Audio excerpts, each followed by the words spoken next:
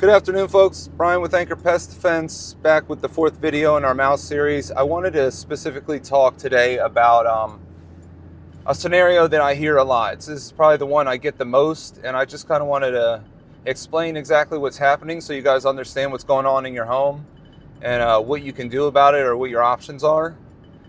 So typically what will happen is I'll get a call and the person will say, I'm hearing mice in my home. I might be seeing evidence inside of the house. Maybe it's in the kitchen. Maybe see droppings. Some people even say, "Well, I actually saw one skittering across the floor." And the typical scenario is that they see them each winter. They don't see them during the summer. They don't really hear them during the summer, but they come back each winter.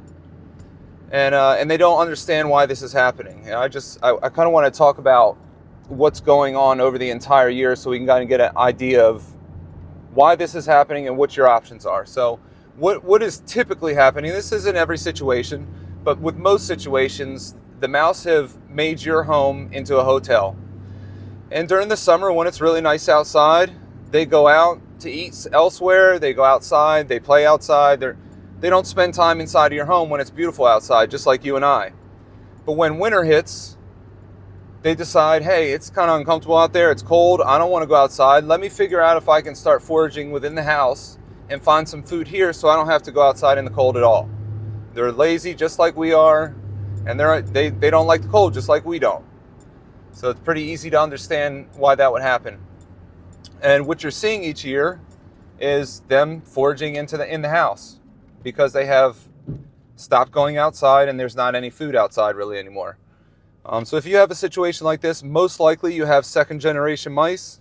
If you don't know what second generation mice are, or you don't know what that term means, I have a previous video. I think the first one I did in this series was about first generation and second generation mice and the difference between the two. But once you have second generation mice, you need to get someone out there pretty quickly so you can take care of the problem. Remember that mice carry diseases. They're not like ants and, other smaller insects that really have no health concerns. Mice do. So getting rid of them as fast as possible is key. Obviously, you don't have to call me, but get a hold of a professional. Watch a few of these videos so that you're knowledgeable about who you're hiring and what type of treatment they're doing for you. But hire somebody, please, so that you're not having this issue in your house over a prolonged period of time. It's not good for you or your family's health. I think that's it. I'm not sure what we'll cover in the next one, but I think there'll be at least one or two more in this series over the next week. I'll talk to you guys later. Have a good one. Bye.